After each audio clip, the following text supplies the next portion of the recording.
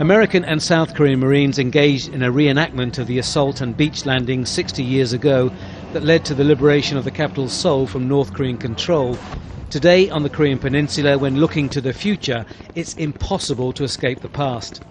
The war lasted 3 years. The aftershocks have reverberated ever since.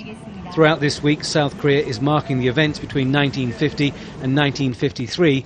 Technically still at war, there is still a great deal of mistrust between the two countries. We were weak in those days. We needed the United States to help. Today, we are one of the most technologically advanced armies in the world. So if North Korea took action against us, we could more than take care of ourselves.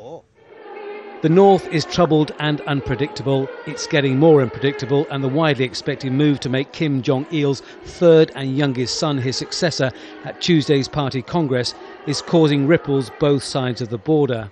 We don't know much about him, only a few pictures of when he was young. He's 28, but has had no experience that we know of. And even for the North Koreans, this will be a difficult move to accept someone so young.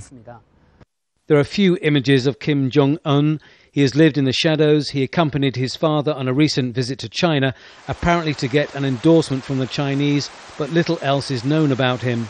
Observers say that North Korea's Communist Party controls the country, but the military is powerful and ultimately they will have to give support to the successor. While Kim Jong-il is alive, he can win support for his son. What happens after he's dead is another matter.